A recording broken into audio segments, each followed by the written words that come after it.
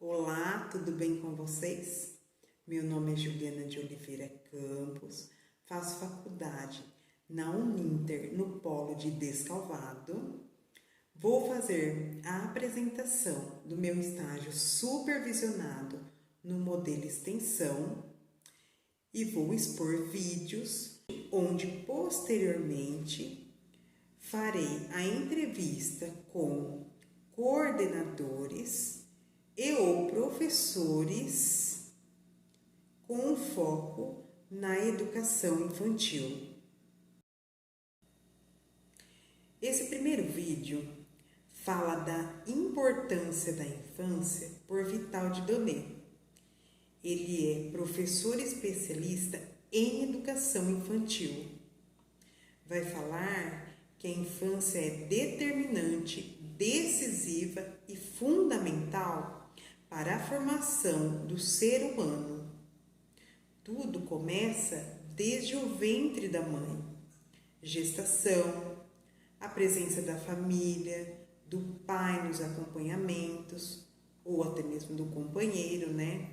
E, consequentemente, uma relação social saudável.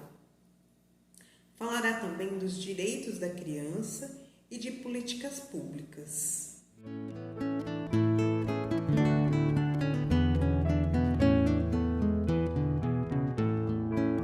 Eu sou Vital de Donê, sou professor, especialista em educação infantil e trabalho há vários anos em políticas públicas pela primeira infância e na área dos direitos da criança e do adolescente, mas especificamente no período da primeira infância. A primeira infância é o período que vai do nascimento até 6 anos de idade.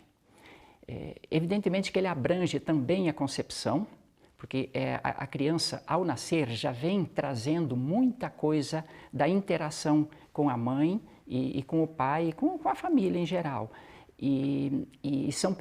Esse período da gestação é determinante de muitas coisas que a criança vai poder desenvolver ao longo da sua existência, principalmente a questão do vínculo afetivo, a estabilidade emocional, a própria saúde.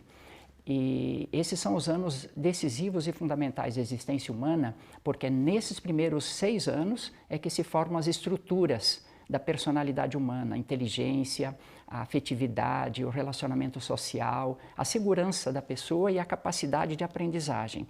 Nesse período acontecem as transformações mais essenciais que vão determinar o que essa pessoa vai ser ao longo da vida. Evidentemente que não é definitivo, sempre há possibilidade de mudança, a pessoa aprende até o final da vida, ela pode se modificar, ela pode recuperar problemas, situações que ela não desenvolveu num período, mas que depois, tendo o estímulo adequado, ela pode superar. No entanto, é muito mais difícil e mais demorado corrigir posteriormente do que fazer o certo na idade de 0 a 6 anos. Quando a criança nasce, ela já nasce com algumas competências, algumas capacidades de dar os passos a seguir no seu desenvolvimento. A gente pensa, e a tradição da nossa cultura, desde muitos séculos, é de que a criança nasce um zero, completamente ignorante, sem condição de fazer nada sozinho, sem autonomia nenhuma e tendo que receber tudo dos pais ou da família que está em roda dela. As ciências, ultimamente, nos últimos 50 anos que pesquisaram muito o desenvolvimento infantil, foram percebendo que a criança é capaz, desde que nasce, para muitas coisas. O que importa é nós termos a sensibilidade de compreender quais são as suas capacidades, que potencial ela tem, como que ela tem iniciativa e interfere no meio social em que ela está inserida e no meio físico, para adequá-lo a si própria e adequar-se a esse meio. Nós não seríamos capazes de construir a inteligência. É a própria criança que constrói a sua inteligência. Cada pessoa é autora de si próprio na relação com o meio. Claro que os fatores ambientais, tanto sociais quanto físicos, são importantíssimos, porque a criança não se desenvolve sozinho, mas na interação, tanto na interação com as pessoas quanto com os objetos, com os elementos da natureza. Mas não vamos pensar que tudo é transmitido para ela. É um resultado dessa interação entre o seu potencial e as suas capacidades genéticas e culturais com os estímulos ambientais. Nós temos hoje um conhecimento muito seguro de que a criança é um ser capaz. Talvez a pedagogia foi a que melhor explicitou isso, e o exemplo mais evidente, conhecido mundialmente, são as escolas da pedagogia da infância da Reggio Emília, que é uma região italiana, em que Loris Malaguzzi e todos os pedagogos que trabalham nessa escola já há mais de 50 anos, demonstraram o quanto a criança é competente e é capaz de participar de tudo aquilo que lhe diz respeito. Tanto assim que a Convenção dos Direitos da Criança da ONU coloca como um dos direitos da criança a participação. Participação não só para aprender, não só para estar presente, mas para trazer a sua visão de mundo, a sua contribuição, os seus apelos, as suas criações que fazem essa cultura ser uma cultura mais rica, porque uma cultura interativa entre a experiência do adulto e a possibilidade da criança. Embora a criança esteja protegida no útero materno, de tal forma a poder se desenvolver sem muita influência, sem muita agressão do meio físico e social, mesmo assim ela recebe uma influência bem grande pelo sentimento da mãe, pelo clima do ambiente, pela nutrição materna. Então, a criança já vem interagindo desde as primeiras semanas da gravidez com os elementos externos ao útero. Sabe-se, por exemplo, que se a mãe tem um bem-estar, ela faz uma gestação mais tranquila. Se a mãe tem estresse, um estresse muito pesado de brigas familiares, ou perda de emprego, ou desnutrição, ou falta de condições adequadas para a vida, ela carrega essa emoção no seu psiquismo e influi, de certa forma, na criança. Não quer dizer que a criança vai nascer traumatizada, que vai ser complexada, mas são marcas de natureza psicológica que se incrustam na personalidade da criança. E ela vai ter que, durante a vida, e sobretudo após o nascimento, no vínculo com a sua mãe e com o seu pai, reconstruir aquilo que estaria faltando durante o período da gestação. Existem muitos estudos sobre a relação entre ambientes externos e o desenvolvimento do feto. Por exemplo, em relação a pensamentos maternos, o diálogo com o marido, a presença do pai e o carinho que ele demonstra pela mulher e pelo bebê que está se formando na barriga da mãe. Isto vai criando um clima de paz interno no útero materno, de sorte que a criança também nascerá mais tranquila, mais serena, mais pacífica. E também existem estudos retroativos, assim, retrospectivos, que analisam pessoas que têm durante a vida demonstração assim, de estresse, de agressividade ou de profundas insatisfações, muitas vezes marcado pela vida intrauterina ou logo após o nascimento.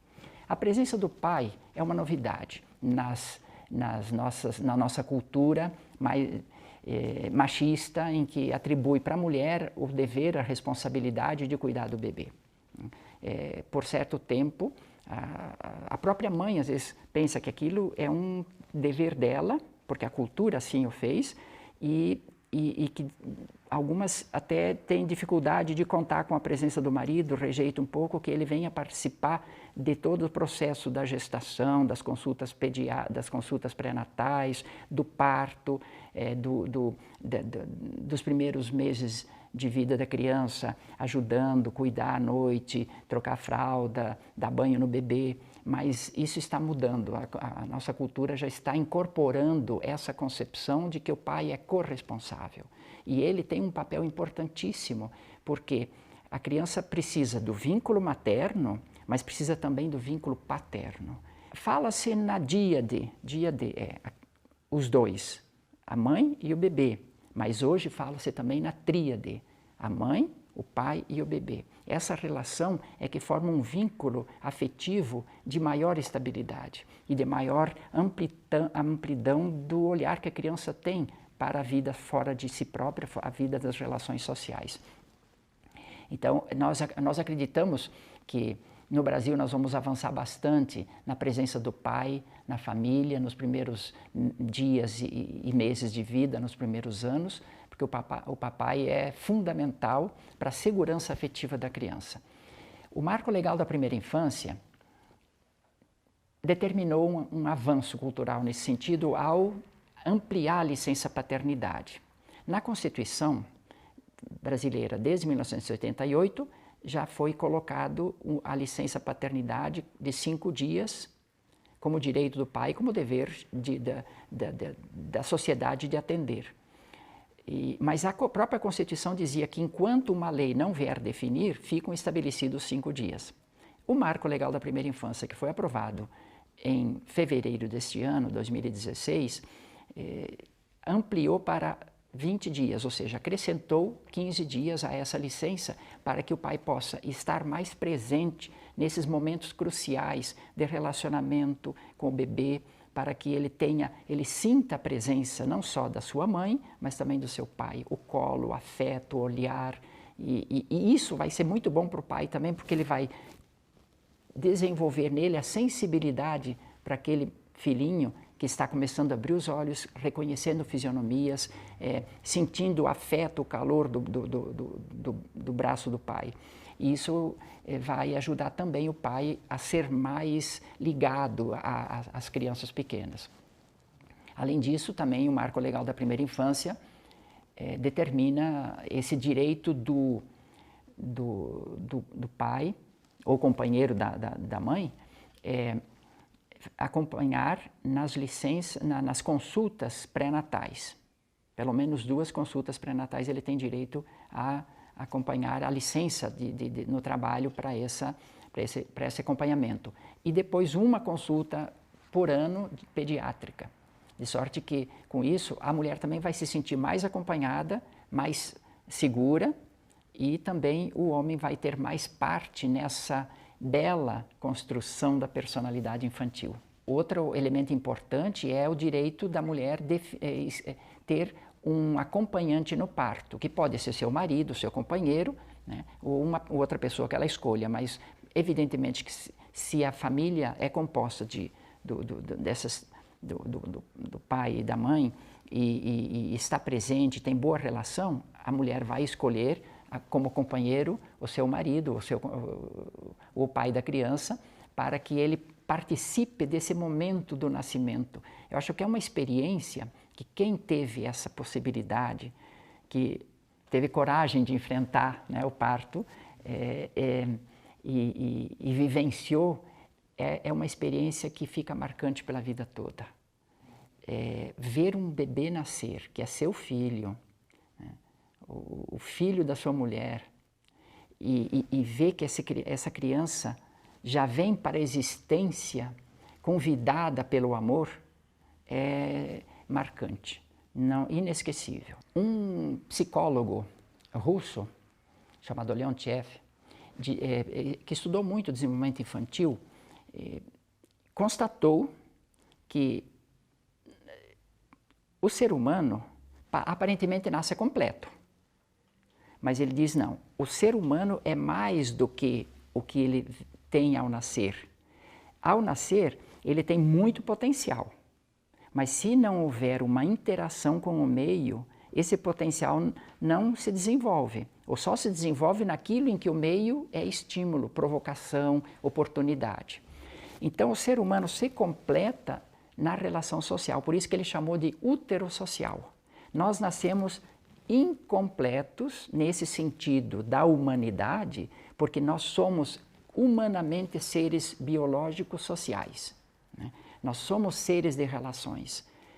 E então é fundamental para a realização, a compleição do ser humano, que ele tenha um ambiente social onde ele possa se expressar e receber a influência do meio. E nessas relações, genética com o meio social, com o meio físico também, vem a influência sobre a personalidade, sobre a inteligência, sobre a afetividade, sobre as competências da pessoa, que ela vai crescendo e se tornando mais ela, ou seja, aquilo que é o potencial passa a ser real, passa a ser efetivo. E determinadas coisas são tão marcantes que eles inserem-se nos genes da criança. E aí que a gente já chama de epigenética, que é aquela construção sobre a genética, mas que se incorpora na personalidade da criança. É nesse sentido que o útero social é onde a criança ainda vai adquirir mais constituições para a sua personalidade, que incorporam como uma coisa efetiva, não como uma veste que ela tira e põe. Já é incorporado como uma característica da própria pessoa. O natural seria que as crianças tivessem, desde a concepção, nascimento e sobretudo nos primeiros anos de vida, um ambiente afetivo, de acolhimento, que ela fosse desejada, que ela se sentisse bem no meio social, que não houvesse nenhuma agressão violenta, que houvesse dificuldade sim, porque o mundo é isso, o mundo tem problemas, tem dificuldades, a gente tem que enfrentar situações complexas e a natureza nos dá forças e capacidade para enfrentar as adversidades. No entanto, às vezes, em muitas circunstâncias, muitas crianças enfrentam situações duras demais, violentas demais. E isso é prejudicial à sua personalidade.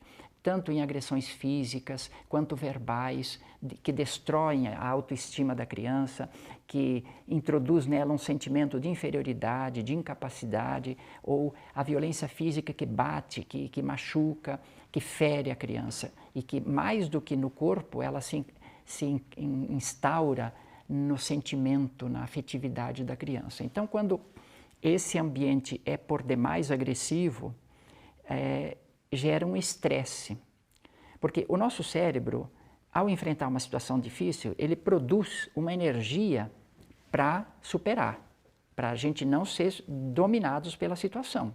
Por exemplo, tem um susto, dá vontade de correr, mas se o susto é demais, a gente perde a energia, fica estático, né? Se alguém agride, ofende, bate, mas bate de uma forma que a criança possa reagir, enfrentar, ela enfrenta. Mas se bate demais, machuca e mata. Então, a reação que nosso corpo e nosso psíquico faz a um ambiente tem que estar mais ou menos equivalente à nossa capacidade de reagir. E o nosso cérebro produz a energia para o corpo poder reacionar. Agora, quando é excessivo, ele estagna, ele para. Então é isso que alguns estudiosos estão chamando de estresse tóxico. É um estresse que mata, que abafa, que inibe, e isso é prejudicial. Isto impede o desenvolvimento, impede o crescimento da criança. O que nós estamos vendo que muitas crianças, no mundo inteiro, aqui no Brasil a gente tem esses casos muito evidentes, não é a pobreza, não é as dificuldades do dia a dia, é a extrema miséria, a desnutrição grave, a rejeição de uma criança, o abandono, o não ser querido, não ser acolhido, a violência física muito grande. Esses são fatores tão destruidores da autoestima ou da confiança da criança que gera nela um estado de paralisia, que é o que chama de estresse tóxico, né? Então, impede que essa criança se desenvolva. E isso está acontecendo muito seriamente por muitas crianças, e eu creio que é uma das maiores injustiças que uma sociedade pode ter, é causar esse mal-estar, esse impedimento aos seres humanos tão pequenininhos e tão necessitados de afeto e de carinho, ao seu desenvolvimento, a serem sujeitos, a serem pessoas, a se afirmarem socialmente. No cuidado e educação das crianças pequenas, a gente sempre está entre dois limites. Um, que é a superproteção, e a outro, que é o desinteresse, o descuido, o abandono. Nós temos que estar no meio, zelar para que a criança tenha os elementos necessários para se desenvolver, mas ao mesmo tempo permitir que ela se desenvolva. nem apressar a infância com treinamentos, com exercícios, com expectativa muito grande, querer que ela logo desenvolva suas habilidades, porque isto força um ritmo próprio de amadurecimento psíquico e biológico, e nem segurar para que ela continue sempre sendo criancinha dependente. Isso é difícil encontrar o meio termo, mas com bom senso se vai encontrando. Por quê? Porque a criança tem iniciativa. Então vamos deixar a criança ter iniciativa e fazer as coisas que ela sente vontade de fazer. Claro que se ela quer ter a iniciativa de carregar um jarro de vidro pesado e a gente sabe que ela vai tropeçar e cair, nós vamos evitar isso, vamos explicar para ela. Então vamos dar a oportunidade de ela carregar outras coisas menores, mas não impedir que a criança tenha iniciativa, que ela faça as coisas que ela já acha que tem desejo ou possibilidade de fazer. E vamos acompanhar para que mesmo que ela falhe, que ela erre, que ela tropece, que ela tenha autoconfiança de fazer de novo, fazer uma terceira vez, fazer uma quinta vez e vai desenvolvendo com isso as suas competências. Eu acho que uma dica interessante para os pais, e que eu tenho observado em muitos pais que educam bem os seus filhos, é o respeito ao ritmo da criança. Não segurar, impedir que a criança fique sempre bebê ou sempre criancinha pequena, pensando que eu estou protegendo. Na verdade, essa superproteção evita o crescimento e evita a criança ter segurança e autonomia e dizer assim, bom, eu já sou capaz. E por outro lado, que é o contrário disso, é dizer assim, não, te vira, tu é capaz. Quando a criança ainda não quis fazer aquilo, não sentiu segurança e ela precisa da orientação, do apoio, ou que os pais façam por ela aquilo que ela está desejando. Então, esse equilíbrio vai fazer com que a criança cresça com segurança, mas ao mesmo tempo com autonomia. Conversar com as crianças, independente da idade, desde bebezinho, temos que conversar naturalmente. Não tem que estar fazendo uma linguagem estranha, artificial. Claro que a criança não vai conseguir dizer papai no começo, mamãe, ela pode dizer mã, depois ela diz mamã, né? Mas o pai ou a mãe não tem que repetir sempre a fala da criança ou imitar uma fala infantil, porque isso vai fazer com que a criança pense que aquela é a fala adulta, é a fala certa. Ela tende a conversar a conversa normal, da nossa cultura, da nossa linguagem, do jeito de a gente pronunciar as palavras corretamente. Então, se a gente fica falando tati-bitati, a gente atrasa o processo de aprendizagem da criança, porque ela fica em dúvida, vê algumas pessoas falar garfo de um jeito, garfo, e vai outros assim, o dafo. Por que a mãe vai pronunciar dafo? Ah, porque a criança pronunciou dafo? Não, ela pronunciou dafo porque ainda ela não construiu na sua mente a compreensão do detalhe e a capacidade da articulação dessa palavra. Mas ela ouve o garfo, a palavra garfo, corretamente. Então, se um adulto fala garfo e a mamãe fala dafo, a criança fica em dúvida. Ela falou dafo, bebê, né? Mas a mãe falou garfo. Então, ela vai procurar aproximar a sua linguagem do correto. Então, se nós queremos que a criança desenvolva uma linguagem adequada, conforme o ambiente, e ela se sinta segura naquilo que está falando, nós temos que falar naturalmente, normalmente, e não uma linguagem artificial, que não é do adulto. O Brasil tem uma das legislações mais avançadas do mundo na área dos direitos da criança e do adolescente. A Constituição de 88, que já foi um ano antes da Convenção dos Direitos da Criança da ONU, já estabeleceu os direitos da criança no artigo 227 e em vários outros dispositivos.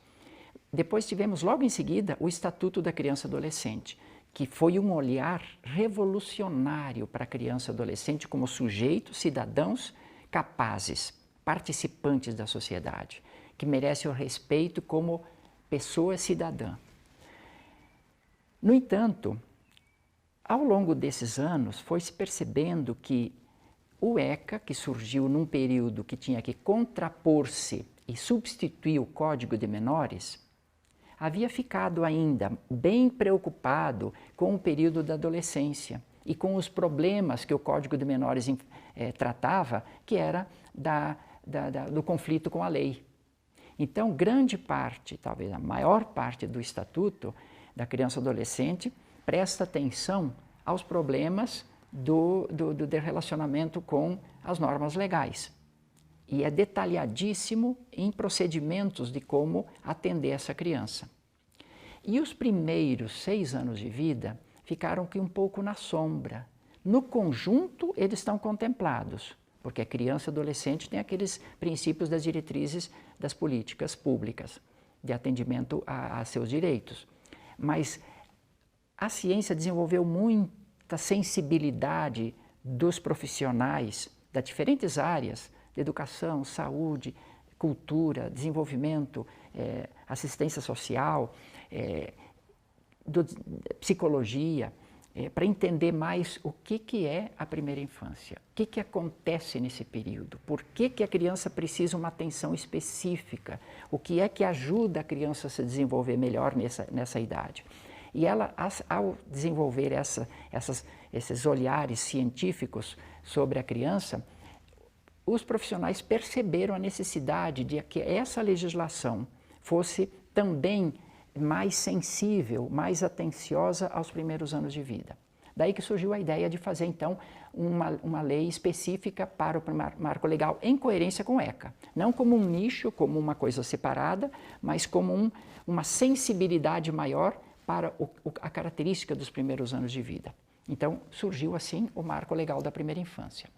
E é considerada, eu penso que sem dúvida, a legislação mais avançada do mundo sobre políticas públicas para os primeiros 6 anos de vida. Talvez alguns países, certamente alguns países que cuidam bem de suas crianças não precisam de uma legislação como essa. Mas nosso país precisa, porque a gente segue muito a lei, e não é que a gente siga muito a lei, mas a gente faz as coisas se a lei manda, né? Se a lei não manda, fica muito solto. Então, a legislação veio cuidar disso. Em diferentes áreas, praticamente em todas as áreas do direito da criança, ela veio trazer aportes, olha, é importante fazer isso, é importante cuidar daquele detalhe, é importante que as políticas públicas cuidem melhor da criança na família, nas instituições, né? E eu acho que é isso que vai nos ajudar a construir políticas públicas que realmente façam uma infância mais plena, mais feliz. Hoje está bastante forte a argumentação em defesa de políticas para a primeira infância. Isto baseado em estudos de natureza econômica, social e de direitos humanos, de justiça social e de desenvolvimento social do país. Existem vários estudos, a maioria são estudos nos Estados Unidos, mas aqui no Brasil também nós temos alguns estudos assim, na Europa também tem, no Canadá tem vários estudos que mostram que as crianças que têm atendimento adequado, que atenda às suas necessidades de desenvolvimento, aquela estimulação correta para desenvolver seu potencial, essas crianças alcançam escolaridade mais alta, em comparação com aquelas que não têm o mesmo atendimento, que provém do mesmo ambiente, né? Se integram socialmente mais cedo, né? E mais adequadamente, têm menos problemas de conflitos com a lei, alcançam empregos de melhor nível e mais alta remuneração, e são pessoas cuja participação na construção da sociedade é mais efetiva. Existem várias pesquisas que mostram isso, inclusive em estudos de retorno econômico do investimento feito na primeira infância. De sorte que não há mais razão para a gente ter dúvidas, vale ou não vale a pena. Está claro que vale a pena. Está claro que investir na primeira infância dá muito melhor resultado do que poupar o dinheiro para investir na criança ou adolescente mais tarde ou no adulto. No entanto, eu sempre gosto de acrescentar um argumento a esses de natureza econômica, de justiça social e de desempenho da criança no ambiente escolar é o direito. Independente de dar ou não retorno econômico, independente de ter mais tarde uma pessoa socialmente mais integrada, cada pessoa tem um direito a um nome, a uma família, à saúde, à alimentação, a brincar, a conviver, a interagir, a estar bem. E essa é uma forma dela se tornar cidadã, essa é uma forma dela se tornar pessoa plena. E então, o argumento do direito é muito importante, porque ele diz, nós vamos atender você porque você é uma pessoa, você tem direito. Não é porque você mais tarde vai me dar um retorno. Não é porque você, com isso, não vai me dar problema mais adiante. Eu vou atender você porque eu te amo, porque eu sei que tu precisa, eu sei que isso vai te fazer bem, porque isso é uma necessidade tua. Isso a gente fala na família, né? Ninguém pensa em cuidar bem dos filhos porque mais tarde eles vão ser um cidadão produtivo. Não, cuidar bem do meu filho porque eu amo meu filho, porque eu quero que ele esteja bem, porque eu quero que ele seja feliz, porque eu quero o sorriso dele, eu quero a felicidade dele, e a felicidade dele é a minha felicidade. O país também tem que pensar assim, vamos cuidar de nossas crianças porque elas são cidadãs brasileiras, porque elas têm direito a serem felizes já como criança. E claro que esse investimento, essa aplicação do esforço das políticas públicas em atender bem a criança, vai ter um retorno excelente. Mas não vamos pensar só no futuro, vamos pensar no presente como direito e como necessidade da criança, para que, com isso, ela se realize ao longo da existência. Uma poetisa chilena, professora primária, Gabriela Mistral, fez um poema sobre a criança que é conhecido mundialmente, muito citado entre nós, e que ele nos traz uma verdade importante para quem formula políticas públicas para as crianças. Ela diz assim, a criança não podemos dizer amanhã, porque o seu nome é hoje. E aí, depois o poema prossegue, as pessoas conhecem bem como é que é. E é esse olhar sobre o aqui e o agora das nossas crianças é que nós devemos ter, não só na família, mas também nas políticas públicas. Quem são as nossas crianças? Como que elas estão vivendo? Na diversidade das culturas, dos espaços geográficos, das diferenças que nós temos no nosso país, que elas estão precisando? Que resposta a gente está dando a esse seu direito, a essa sua necessidade? E as políticas públicas têm a obrigação de chegar lá com o melhor que a nossa cultura, que a nossa tecnologia, que o nosso nível de desenvolvimento já possibilita para todas. O que nós não podemos é dizer, esperem crianças.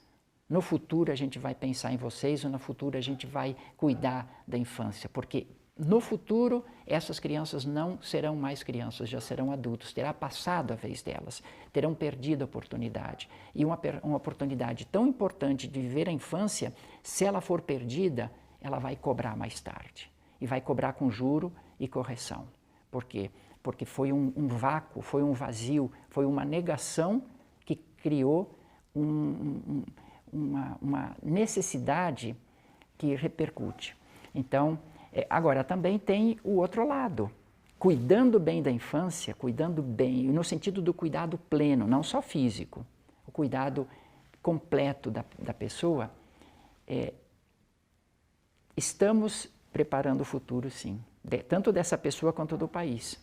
Por isso que tem num outro verso de um poeta francês, Charles Péguy, que ele diz assim, a infância é o tempo das silenciosas preparações. Parece que ali não tem um adulto, mas já está em gestação. Então, quando se cuida bem da infância, a gente está gestando o adulto. Então, eu acho, é como dizia tem um senhor de 80 anos, quando disseram, como o senhor, 80 anos, faz tudo isso, como o senhor é jovem? Ele disse assim, não, a velhice é o acúmulo de juventude. Então, eu acho que a gente pode pensar assim, que a vida adulta, de certa forma, é um acúmulo de uma infância bem vivida, de uma adolescência bem vivida. Todas as fases da vida têm um significado, valem em si mesmas, não como preparatórias da seguinte, mas é evidente que, tendo valor em si mesmo e sendo atendida na plenitude das suas necessidades nessa fase, é a melhor preparação que tem para a seguinte. Esse segundo vídeo é exposto por Cecília Antipoff. Ela é psicóloga, mestre e doutora em educação e a especialização nas abordagens sistêmica e humanista. No vídeo anterior, Vital Didonné relata que a vida adulta é o acúmulo de uma infância bem vivida. Essa reflexão nos faz pensar como foi a nossa própria infância. Eu, por exemplo, brinquei de boneca, de casinha, de brinquedos, industrializados também, mas com brincadeiras simples, como as Três Marias, Passa-Anel, jogos de tabuleiro, assim como os meus irmãos, meninos, que subiam em árvores, brincava de carrinho de rolemã, de bolinha de gude, de carrinho, enfim,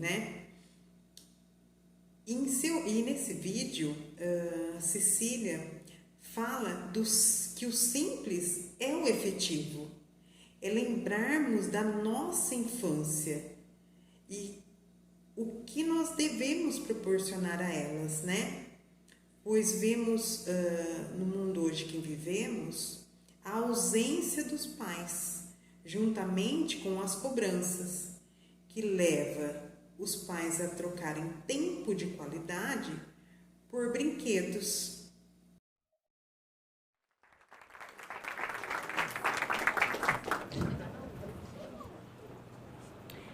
Criança e infância não são palavras sinônimas e nem sempre caminham juntas. Cada vez mais, a infância vem sendo invadida por um excesso de tarefas, atividades e cobranças que tem impedido as crianças de viver o bem mais precioso, que é o momento presente, com tempo livre. Tempo livre para criar, para experimentar, para inventar, tempo livre para um brincar livre. Quando eu tinha 9 anos, eu peguei catapora. Tive que ficar uma semana em casa de repouso e não pude ir para a escola. Eu lembro da raiva e da frustração que eu senti, porque esse para mim era o pior dos castigos. Eu amava ir para a escola. Nesse ano de 2019, eu atendi 3 crianças no meu consultório de psicologia, de idade entre 6 e 11 anos, que pegaram dengue e tiveram que ficar uma semana em casa de repouso. Quando elas voltaram para o meu consultório, eu perguntei para cada uma delas: e aí, como que foi ficar em casa uma semana de repouso com dengue? Para minha surpresa e tristeza, essas 3 crianças de idades diferentes, contextos familiares diferentes e escolas também diferentes, foi a mesma. Elas me disseram: foi ótimo porque eu não tive que ir para a escola. Quando eu escutei isso, eu tive a certeza de que a gente está errando muito com as crianças, especialmente na educação que tem sido oferecida em grande parte dos contextos escolares atuais. Eu tive a sorte, hoje eu sei que é sorte mesmo, e o privilégio de estudar numa escola em que até os meus 10 anos de idade eu não tive uma única prova, não tive nota e muito menos boletim. Eu fui descobrir o que era um boletim na minha formatura da 4ª série, que hoje a gente chama de 5º ano, quando a minha professora me entregou um envelope pardo com alguns papéis e documentos, e eu, muito curiosa, fui querer ver o que tinha. Um desses papéis era um quadrinho com o nome das matérias e uns números, e eu e 2 amigas fomos perguntar para a professora o que era aquilo, e ela explicou que aquilo era um boletim. Nessa escola, que eu estudei até os meus 10 anos de idade, a proposta era de ter no máximo 15 alunos por turma, a gente não usava uniforme, tinha dia que eu ia para a escola de chinelo, porque era assim que eu me sentia à vontade. Ela era localizada numa área verde privilegiada, e nós, alunos, nos beneficiávamos muito disso. A maior parte dos meus recreios eu passei no alto de pinheiros e goiabeiras comendo goiaba do pé. Toda sala tinha uma horta. Eu tive várias aulas de educação física nadando no riacho, subindo na montanha que tinha nos arredores da escola.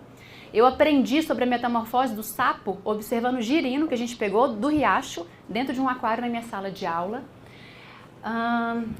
As atividades ao ar livre, elas eram tão ou mais importantes do que as atividades que aconteciam dentro de sala de aula. Nos eventos festivos, como carnaval e festa junina, toda a ornamentação da escola, até as nossas fantasias, éramos nós, crianças, que fazíamos. Não tinha nada feito por adulto. Eu lembro no carnaval quando eu tinha 8 anos, a minha professora me perguntou do que eu queria me fantasiar no desfile que ia ter na escola. Eu olhei para a janela e falei de nuvem. E aí ela me perguntou qual material eu precisaria para fazer a minha fantasia. Eu comecei a listar: papel crepom azul claro, azul escuro, cartolina, fita crepe, algodão e barbante. No dia seguinte estávamos todos na sala de artes, eu, a minha professora e meus colegas, cada um fazendo a sua fantasia. Eu tenho certeza que a minha fantasia de nuvem ficou longe de ser perfeita e maravilhosa aos olhos críticos de um adulto, mas eu lembro da sensação de satisfação e felicidade que eu senti no dia do desfile por estar usando uma fantasia que eu idealizei e eu fiz com as minhas próprias mãos. Eu saí dessa escola e fui para uma outra, grande, tradicional, conteudista, com um monte de prova, semana de prova, boletim, uniforme todo cinza, mais de 50 alunos na sala. Eu lembro da primeira aula de um professor, ele começou a fazer a chamada. Ele fez mais ou menos assim: Ana Beatriz, você é número 1, Breno, você é número 2, Carlos, você é número 3, Cecília, você é número 7. Eu anotei no meu caderno que eu era o número 7, mas eu não fazia ideia do que significava isso. Até eu ter a segunda aula com esse mesmo professor. Ele chegou na sala, sentou na cadeira, abriu o diário de classe e começou. Número 1, 2, 3, 7, e assim foi até os 50 e poucos, sem se dar o trabalho de levantar a cabeça e olhar nos olhos de cada uma das crianças que ele chamava por números. É óbvio que eu estranhei pra caramba esse universo novo, mas eu me adaptei muito rápido, porque se tem uma coisa que eu trouxe da minha primeira escola, foi o prazer e a sede por aprender. Eu aprendi a amar estudar. Também trouxe dessa minha primeira escola a certeza de que o que eu falava, pensava e fazia era importante e digno de valor. Eu saí dessa escola e eu pensei, quando eu fui escolher uma profissão, eu pensei, eu quero uma profissão em que eu possa trabalhar na escola em que eu estudei até os meus 10 anos de idade. Fiz psicologia e uma das minhas especializações foi na abordagem centrada na pessoa, de Carl Rogers, que tem como um dos pressupostos a natureza positiva do ser humano. Aqui na minha mão eu tenho uma semente de girassol. Agora eu queria conversar com vocês sobre semente de girassol e bebês. Aqui na minha mão tem uma semente de girassol, não sei se vocês conseguem ver, e eu queria dizer para vocês que nessa semente aqui existe um potencial de que isso aqui se torne uma linda e exuberante flor, que é o girassol. Mas eu pergunto para vocês, eu posso afirmar com toda certeza que essa semente aqui ela vai se tornar uma semente de girassol? Não posso afirmar porque eu não sei sob quais condições ela vai ser cultivada, vai ser cuidada. Para afirmar isso, eu precisaria saber que ela vai estar em contato com a terra, com a água, com o sol, no ambiente arejado, nas quantidades ideais. Assim como essa semente de girassol, um bebê que está nascendo agora, na maternidade, ou em casa, num parto domiciliar, ou em qualquer outro lugar, ele traz com ele o potencial positivo de crescer e se desenvolver de uma forma madura e positiva do ponto de vista físico, emocional, social e cognitivo. Ele tem uma tendência à autorrealização. E assim como essa semente de girassol, um bebê que está nascendo agora, ele precisa de determinadas condições para que, aliadas às suas possibilidades internas e às suas características inatas, ele possa se desenvolver e se tornar uma criança, um adolescente, um adulto feliz, seguro, autoconfiante, resiliente, flexível, criativo, proativo, que vai cuidar de si e do mundo do qual ele faz parte. Um mundo em constante transformação. E é um pouco sobre algumas dessas condições que eu preparei a minha fala para vocês aqui hoje. Eu ouso dizer que educar uma criança nos dias de hoje é uma ciência exata, é matemática pura. Eu preparei algumas fórmulas de matemática para contar para vocês algumas dessas condições que, se oferecidas e proporcionadas para uma criança de uma forma persistente e consistente, vão se tornar um terreno fértil para que esse bebê se torne todo o seu potencial, que é positivo. A primeira fórmula é essa aqui. Expectativa é igual a frustração ao quadrado mais raiva. Essa fórmula, na verdade, ela é de autoria de 2 psicólogos queridos de Belo Horizonte, Antônio Kopp, que foi meu professor, e Maria Luísa Rocha. E o que significa dizer isso? Significa dizer que toda vez que eu crio uma expectativa em relação aos meus filhos, se eu sou mãe, seja em relação a como serão fisicamente, como serão em relação ao temperamento, personalidade, desenvolvimento, aprendizagem, a chance de eu me frustrar duplamente e sentir raiva é quase certa. Eu lembro da gestação da minha primeira filha. Vivi uma gravidez maravilhosa, muito saudável. Eu fazia atividade física regular, meditava, fazia yoga, entoava mantra antes de dormir. Minha filha nasceu num parto natural na água, maravilhoso, com meu marido do lado, numa suíte de parto com uma luz preparada para isso, com músicas que eu selecionei, que me conectavam com a minha feminilidade, com a minha ancestralidade feminina. Eu fui assistida por 2 profissionais sensacionais, Dr. Emerson Maggione e a Helena Bezerra, meu obstetra e minha doula. São pessoas que sabem como proporcionar um parto humanizado, independente se é natural, normal ou cesariana. E eu criei muita expectativa em relação à minha filha. Eu criei uma expectativa de que ela seria um bebê Buda. Você sabe o que é bebê Buda? É um bebê que nasce, chora um pouquinho, mama, dorme. Acorda, ri, mama, dorme. Acorda, dorme. E minha filha foi o contrário do bebê Buda. Ela chorava pra caramba. E eu lembro que eu fiquei muito frustrada e morri de raiva. Eu sentia raiva de mim, porque eu não conseguia acalmá-la, e raiva daquele bebê que não parava de chorar. Ali eu me conectei com algo crucial na educação de filhos. Os nossos filhos não serão quem nós esperamos que eles sejam. Eles serão quem eles são. Simples e profundo assim. Uma criança que cresce se sentindo verdadeiramente aceita, de uma forma positiva e incondicional como ela é uma criança que vai crescer se sentindo feliz e segura sendo ela mesma. Isso não tem preço. A segunda fórmula que eu preparei para vocês é essa aqui. Quanto menor a minha disponibilidade física e emocional para os meus filhos, isso é igual a maior quantidade de choro, birra e conflitos na minha relação.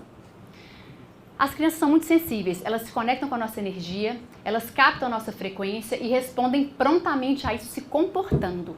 Eu lembro quando minha filha tinha 2 anos, ela me acordou num sábado de manhã, era domingo, de inverno, frio pra caramba, às 6 da manhã, me acordou com sede de mim, de vida, de brincar, de cantar. Eu levantei, super contrariada, com dor de cabeça, com raiva de estar ali acordada, sentei no chão para brincar com ela. Mas o meu coração e minha cabeça estavam lá, na minha cama, no meu edredom, no meu travesseiro. E ela, no auge dos seus 2 anos de idade, se conectou com a minha indisponibilidade emocional e respondeu prontamente a isso com as ferramentas que ela tinha, se comportando, atuando a raiva e a frustração dela. Fez birra, jogou os brinquedos pro alto, fez a maior bagunça. Eu fiquei com uma raiva danada, mas ali eu entendi que, muitas vezes, o comportamento desafiante da minha filha diz de mim, diz da minha disponibilidade, diz da minha pouca entrega. E uma forma de resolver isso é só inverter um pouco os termos dessa fórmula. Quanto maior a minha disponibilidade física e emocional para os meus filhos, menor a quantidade de choro, de birra e de conflitos em casa. A terceira fórmula matemática é o excesso de telas, celular, tablet, computador, televisão, é igual a menor quantidade e qualidade de sono, menor abertura para a realização das tarefas do dia a dia e menor a busca por relações sociais. É bem importante falar aqui do lugar emocional e psicológico que as telas do mundo virtual ocupam na vida de uma criança. A criança, as telas, a tecnologia, ela atua na área de prazer do cérebro em desenvolvimento. E uma criança busca o tempo todo se sentir amada, aceita, ela busca pertencer e ela busca se sentir importante em tudo que ela faz. E na ausência de pessoas para proporcionarem e possibilitarem isso, as telas, as tecnologias, elas ocupam esse lugar de uma forma muito potente. Além disso, a chance de uma criança se tornar dependente das tecnologias, ela é real. A Organização Mundial da Saúde já reconhece a dependência às telas e tecnologias como uma doença psiquiátrica atual e crescente. Uma criança que fica tempo demais nas telas é uma criança que vai apresentar um sono mais conturbado em menor quantidade, é uma criança que vai estar menos aberta e menos pronta para as tarefas e atividades do dia a dia e é uma criança que vai buscar cada vez menos a relação com o outro, porque a relação com o outro me demanda empatia, flexibilidade, me demanda dar um trabalho que o mundo tecnológico virtual, cheio de prazeres imediatos, não proporciona. A quarta fórmula matemática que eu trago é tempo de qualidade com mãe e pai, mais contato com a natureza, mais tempo livre, é igual a saúde física e emocional ao quadrado. As crianças têm sede de relação, especialmente com as pessoas que são importantes e significativas para elas, como o pai, a mãe e os cuidadores. E elas têm sede de relação com intimidade. Uma relação com intimidade, ela requer tempo, olho no olho, toque, conexão. Sobre isso, eu lembro de um cliente que eu atendi no meu consultório há um tempo atrás, uma criança de 5 anos, filho do meio de 3 filhos, chegou ao meu consultório trazido pelos pais que tinham certeza que era uma criança que tinha algum grau de autismo. Eu tive algumas sessões com essa criança e não identifiquei absolutamente nada que pudesse me dizer que era uma criança que tinha esse diagnóstico, mas eu identifiquei que ele tinha uma carência afetiva tremenda. E eu prescrevi para esse casal tempo de qualidade com esse filho. Eu propus que por uma manhã, por semana, em tempo indeterminado, o pai e a mãe se ausentassem do trabalho para cuidar do adoecimento emocional desse filho. Que se ausentassem para sentar, brincar, olhar nos olhos, tocar, dar uma volta no quarteirão de mão dada. Os pais levaram o maior susto, mas toparam. Depois de algumas semanas, a mãe me ligou emocionada, dizendo que era uma outra criança e que ela estava revendo toda a vida dela profissional, especialmente o tempo que ela passava ou não passava com os filhos dela. Presença de qualidade de mãe e pai cura os sintomas que as crianças vêm desenvolvendo para sobreviver às condições adversas desse mundo doido e cheio de cobrança que nós adultos estamos impondo para elas. Além disso, as crianças elas são seres naturais. Elas se beneficiam, se acalmam e se abastecem em contato com elementos naturais, terra, grama, sol, chuva, árvore, plantas e pequenos animais. E o tempo livre, ele é vital para a criança, primeiro porque ela descansa, ela precisa descansar. Segundo, porque ela precisa assimilar aquilo que ela aprendeu. E terceiro, porque ela precisa ressignificar e elaborar as experiências do dia a dia dela, sejam positivas ou negativas. E uma das formas que a criança tem de elaborar as suas experiências é através do brincar livre. Mas para a criança brincar livre, ela precisa de ter tempo livre. Uma criança que tem esses 3 elementos é uma criança que vai desenvolver de uma forma positiva fisicamente e emocionalmente. A última fórmula matemática que eu trago para vocês, ela traz aquele famoso menos com menos dá mais das equações de segundo grau de matemática. Vocês lembram? Eu nunca mais esqueci.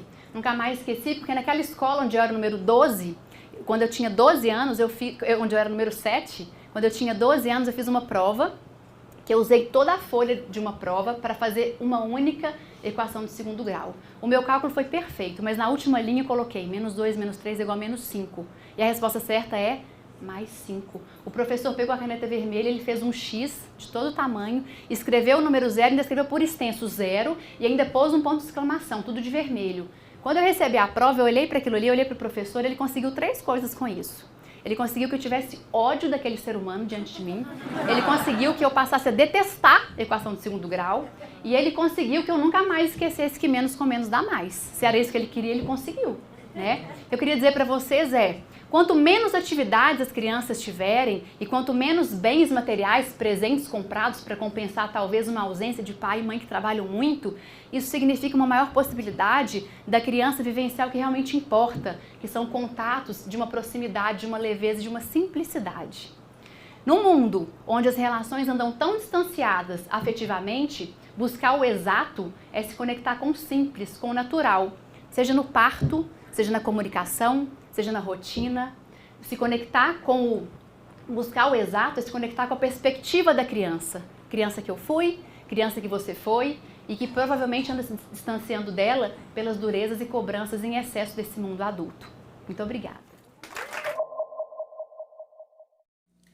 Esse terceiro vídeo trata do trabalho escolar com aspectos culturais e a identidade da criança, ou seja, com a educação para as relações étnicos-raciais e com a formação do professor para poder acolher as famílias dentro da unidade escolar. Fala também da violência física e psicológica. Quais são as causas nessa faixa etária de 0 a 6 anos, onde ocorre principalmente a formação da criança. Os primeiros anos de vida são essenciais para o desenvolvimento da criança. Até a estrutura do cérebro ainda está sendo formada. É por isso que a educação infantil é tão importante. E a escola pode e deve ir muito além de cuidar. Pode estimular o respeito às diferenças, brincar enquanto ensina e até ajudar a combater a violência dentro das famílias. A gente explica tudo isso agora. Está na hora de viver ciência.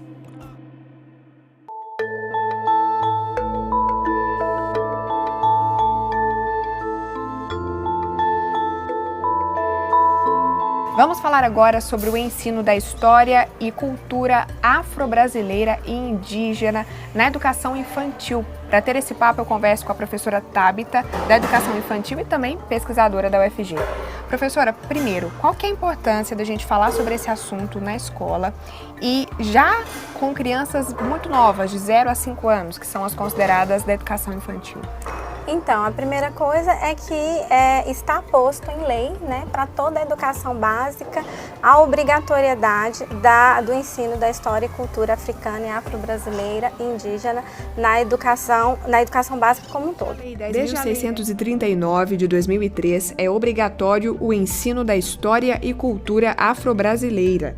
Anos depois, em 2008, a Lei 11.645 colocou também as contribuições indígenas. Tudo isso faz parte da Lei de Diretrizes e Bases da Educação Nacional. Então, as relações étnico-raciais é justamente para educar esses sujeitos numa perspectiva humanizadora, pensando no outro como semelhante e diferente ao mesmo tempo. Mas qual o melhor jeito de conversar sobre isso com crianças tão novas, sendo que algumas ainda nem começaram a falar? A gente não pode esperar uma manifestação de discriminação flagrante, porque se a gente está trabalhando com sujeitos que às vezes nem verbalizam, se a gente for esperar uma manifestação flagrante, muito provavelmente esse assunto ele vai passar batido. Ou seja, esperar um caso de racismo acontecer na sala de aula ali para fazer alguma coisa. Exatamente. A gente não vai esperar que isso aconteça para poder fazer algumas intervenções. Como é que essas crianças, já no estabelecimento ali das primeiras relações verbais, das primeiras relações gestuais, lá de toque, né, de conversa, como é que a gente pensa essas questões com as crianças? Nós precisamos trazer isso. E daria para fazer isso, por exemplo, na hora de contar uma história com fantoches, usando indígenas, usando negros? Sim. Seria uma forma. Exatamente. Pensar que lugar esses personagens ocupam nas histórias também é importante, né? Porque ao longo da história você vai encontrar alguns livros que têm personagens, mas eles estão colocados de maneira pejorativa, vexatória. A gente pensar em histórias com personagens indígenas, africanos, teatros que possam trazer um pouco dessa história, dessa cultura, trabalhar com todos os elementos da cultura que a gente tiver acesso. Então, instrumentos musicais que venham, que tenham origem nessas culturas. A gente vai trazendo tudo isso para que as crianças compreendam que esses instrumentos, essas histórias, essas lendas, elas não estão só lá, muito longe, elas fazem parte da nossa cultura também, elas fazem parte de nós. E aí, compreendendo então a semelhança e a diferença em cada um, a gente vai educando as relações. Sem precisar falar de discriminação necessariamente, sem precisar falar de preconceito necessariamente. Claro que se tiver o tema, se tiver a necessidade, a gente vai discutir, mas a ideia não é focar só nisso, é pensar numa perspectiva de relação mais ampla. Tábita pesquisou no mestrado da Faculdade de Educação da UFG como é, na prática, nas escolas, essa educação étnico-racial prevista no papel, na lei. Como é que você fez para fazer essa análise, professora? Foram em 4 instituições de ensino aqui de Goiânia, da rede pública, né? Isso, exatamente, de educação infantil. Então, nós fizemos todo um mapeamento pensando em distribuir melhor essas instituições, não ficar localizado só no espaço de Goiânia. Acionamos as coordenadorias regionais de educação, que são quem acompanha o trabalho pedagógico. Pedimos sugestões dos apoios técnico-professores que acompanham as instituições, para que eles sugerissem CMEs ou SEIs que tivessem um trabalho relevante nessa temática. E aí nós pedimos eles para responder esses apoios, para responderem alguns questionários também, para saber a concepção deles, afinal eles trabalham com o coletivo de professores de cada instituição. As instituições que participaram da pesquisa disponibilizaram para a pesquisadora relatórios mensais e projetos. Cada professor também respondeu um questionário. Os principais resultados foram perceber que a rede tem sim um trabalho relevante, interessante nessa perspectiva. Há um esforço coletivo significativo para que essas atividades aconteçam. Nós temos profissionais com muita consciência crítica com relação ao tema e a gente percebe nos projetos político-pedagógicos que nós acompanhamos de cada instituição uma preocupação na discussão também da relação com a família. A gente precisa pensar a discussão das relações étnico-raciais por essa via, né? Pensando na família. Apesar dos pontos positivos, as dificuldades também existem. Problemas na formação dos educadores. Alguns profissionais que ainda precisam de um processo de formação, que ainda compreendem que precisam esperar uma discriminação acontecer para desenvolver o trabalho, que tem alguns conceitos, algumas concepções que não dialogam muito com essa perspectiva humanizadora. Tem alguns profissionais assim, alguns profissionais que alegam que não tiveram acesso à formação com a temática, nem no ensino superior, na formação inicial e nem na formação continuada que recebem na rede. Então a gente precisa pensar nessa perspectiva formadora, né? O poder público tem que pensar um pouco sobre isso. Problemas na relação com as famílias dos alunos. O que acontece é que a gente precisa pensar principalmente na representatividade. Como é que os diferentes sujeitos estão representados dentro dessa instituição? Como é que essas famílias estão inseridas? Porque as famílias trazem as referências étnicas dessas crianças. Então elas precisam ser trazidas muito mais para dentro da instituição, quanto mais melhor. E falta de materiais. Livros, fantoches, instrumentos musicais, materiais, recursos pedagógicos para o trabalho com a temática. Realmente é muito difícil, o mercado não oferece tanto e quando oferece é um custo bem elevado. Então, para o professor investir é alto custo e o poder público precisa investir. Eu, como professora da rede, tenho percebido todo um movimento na tentativa de adquirir livros com essa temática para as instituições, mas a gente precisa ampliar mais.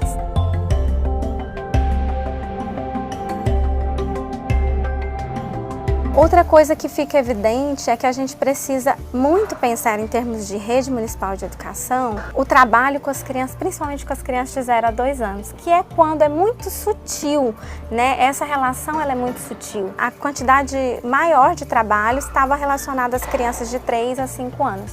De 0 a 2 anos não tinha nenhum trabalho. Todos os recursos que a gente puder pensar hoje eles são parte da nossa cultura, mas eles vieram de outras culturas, eles têm uma outra história anterior, Como é que essas culturas contribuíram para a gente ter o que a gente tem hoje, Que é uma cultura extremamente rica. Investir nesses recursos e sempre nesse movimento de valorização das diferenças. Nunca no movimento de dizer, esse é diferente de você. Não, nós todos somos diferentes, E cada um tem o seu valor, ninguém tem mais valor do que outro. No próximo bloco a gente fala da importância de brincar na escola, principalmente na educação infantil. E mais, do que as crianças com deficiência brincam? Essa pergunta inspirou uma pesquisa científica. A gente te conta já já. Quando a criança brinca, um montão de coisas são exercitadas. Atenção, memória, concentração, linguagem e imaginação. A brincadeira é uma atividade universal, cultural, histórica e social, presente ao longo do tempo, Então a brincadeira ela é fundamental para a aprendizagem e desenvolvimento infantil, principalmente a nível das funções psicológicas superiores. Pesquisas apontam que crianças de 0 a 6 anos, brincando com os diferentes pares, as interações e a aprendizagem ela acontecem no nível de desenvolvimento mais elevado. Adriana é professora do setor de educação infantil do Centro de Ensino e Pesquisa Aplicada à Educação da UFG. Já que brincar é assim tão bom e importante para a criança, a professora pesquisou sobre o assunto na Faculdade de Educação da UFG. A pesquisa observou 2 alunos da educação infantil. É o Davi e a Esther. Conta um pouquinho pra gente do Davi e a Esther. O Davi e a Esther são crianças que estão matriculadas na rede regular de ensino do município de Trindade, no Centro Municipal de Educação Infantil. Então, eles estão em processo de inclusão com as demais crianças e ficam numa sala, juntamente com as outras crianças, em que são propostas atividades para todas as crianças. Porque é nessa concepção de educação infantil que a gente acredita, que é um direito de todas as crianças, dentre elas com ou sem deficiência. O Davi estava matriculado no Jardim 1 e a Esther no Jardim 2. O Davi, ele tem uma paralisia cerebral, encefalopatia crônica, e ele é cadeirante, né? Mas participava de todas as atividades, e a Esther também. A Esther tem uma síndrome que é mais rara, que é a síndrome de Apert. A síndrome de Apert, ela é um distúrbio no crânio e na face. Um dos objetivos da pesquisa era justamente esse, perceber como brincam as crianças com deficiência. Brincam como as crianças que não têm deficiência, ora sozinhas, ora em grupo. E no Davi, especificamente, nós observamos que o quê? E por ele ser cadeirante e ter uma limitação no movimento, a brincadeira que prevalecia eram as brincadeiras de faz de conta, em que o imaginário levava ele a lugares assim que ele de fato não poderia ir. Tudo que tinha a ver, nós observamos, com a velocidade. Ele queria ser o carro de alta velocidade, ele queria ser o Superman que voa, que chega rápido. E no faz de conta, a criança pode ser quem ela quiser ser. Davi e Esther estão em uma escola com crianças que não têm deficiência, então tá tudo ali junto. O que você percebeu? Criança sem deficiência, ela tem um olhar muito acolhedor. Não existe um preconceito das crianças para com as crianças com deficiência. A criança, ela não nasce preconceituosa, ela aprende a ser preconceituosa. Isso a gente está falando de crianças de que idade, professora? 4 a 6 anos. 4 a 6 anos. Isso. E elas não mostraram esse tipo de comportamento de preconceito? Não, elas, pelo contrário, elas são acolhedoras. Só que um dado que nós percebemos na pesquisa, que durante as brincadeiras de jogos de papéis, a Esther e o Davi, eles nunca eram direcionados assim como um líder da brincadeira, ou então, por exemplo, estamos brincando de supermercado. Ele nunca era o dono do supermercado ou o caixa do supermercado. Os papéis que eram destinados para a criança com deficiência eram sempre papéis submissos. E aí isso nos fez perceber quão é importante uma defesa que se faz na educação infantil, que é a mediação do professor nos contextos de brincadeira. Nem sempre a criança aceita que você participe da brincadeira, mas o professor, por mais que ele não participe, ele tem que estar atento como que está acontecendo essa brincadeira, para trabalhar um conceito, uma concepção de que a criança com deficiência, ela tem possibilidades e ela tem direitos igualitários como as crianças sem deficiência, em que ela pode assumir os papéis que elas quiserem na brincadeira.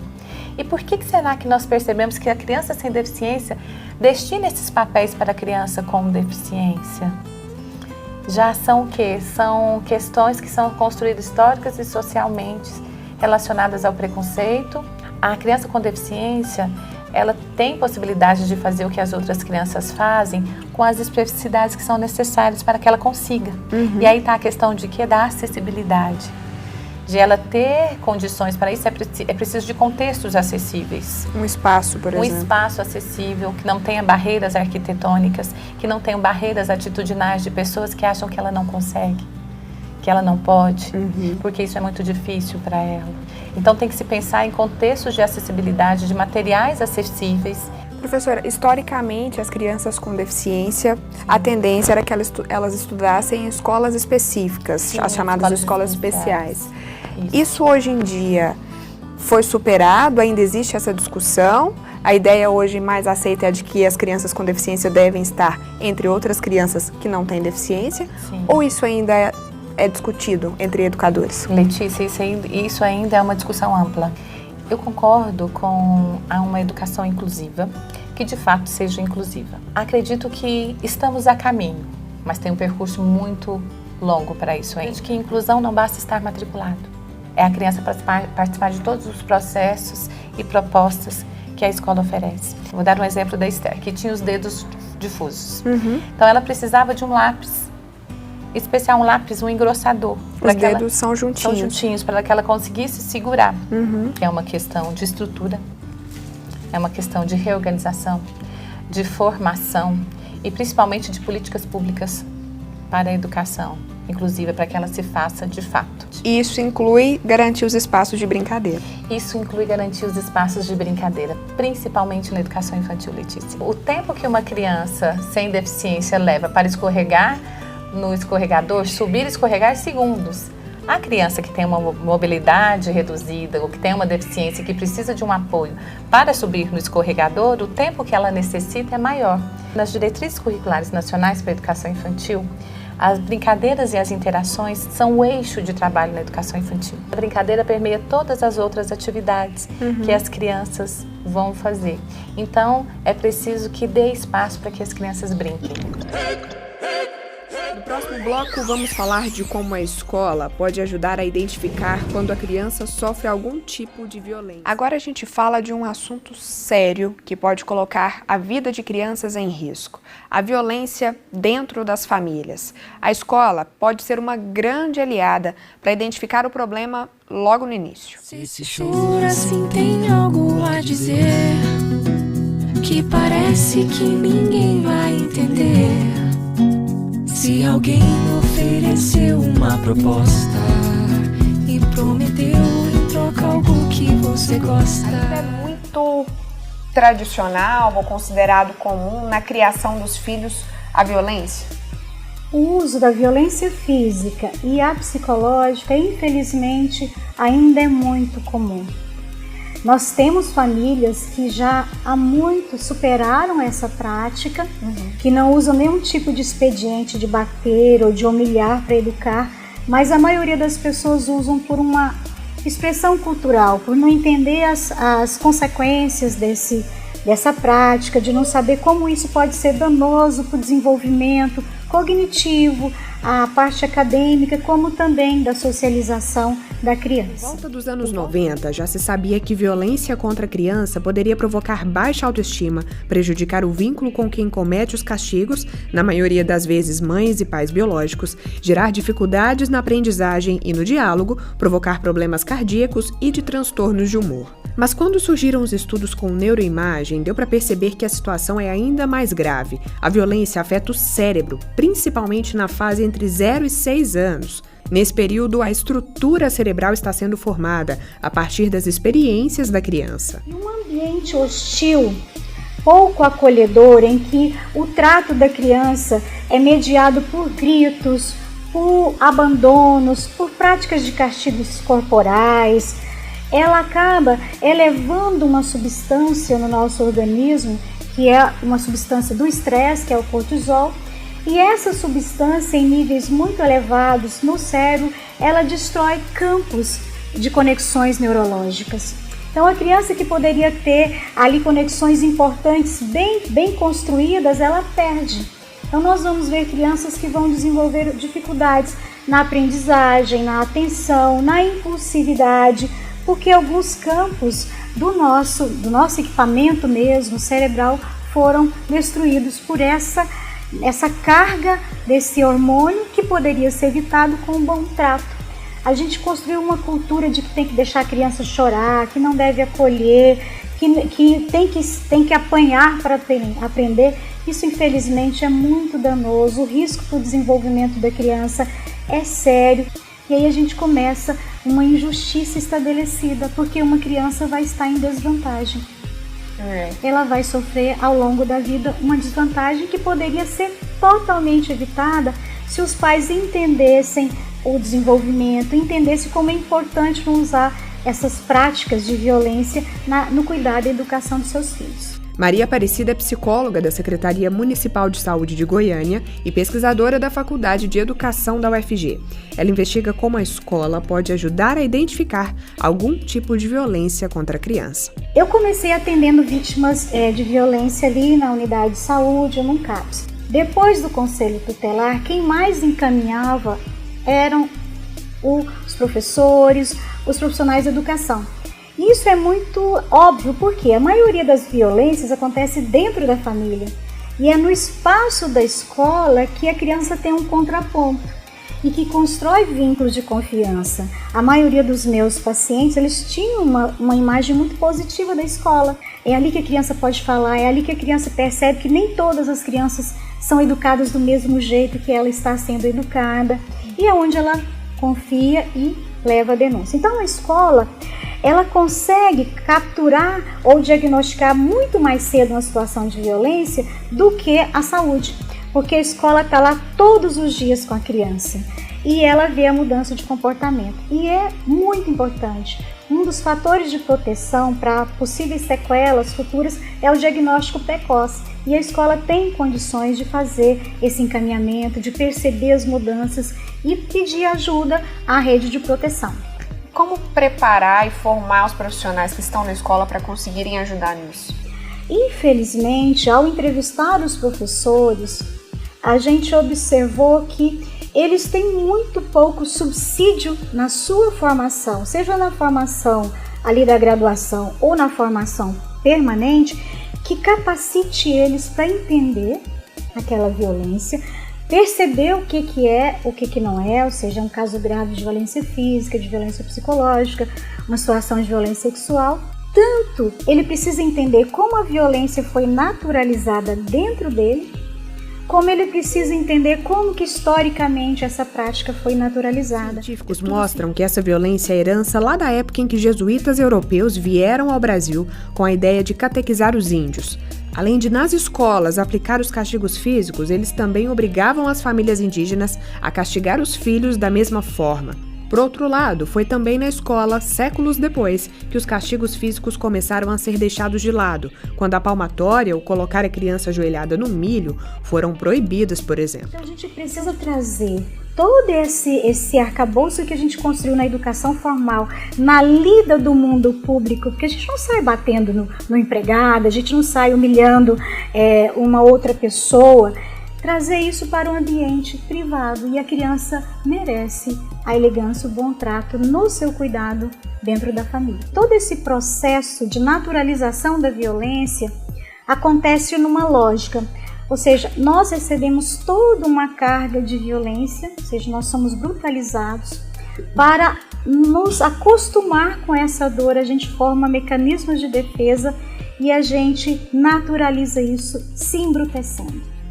Então, se essa dinâmica, a gente tem que recorrer a quê? Aí a minha tese, para nós nos desembrutecermos, nós precisamos identificar a parte sensível dentro da gente, que consegue ter empatia com a criança e ver como é que a gente se sentia quando nós éramos criança, para imaginar uma forma possível de educar que não seja essa que traz tantos danos.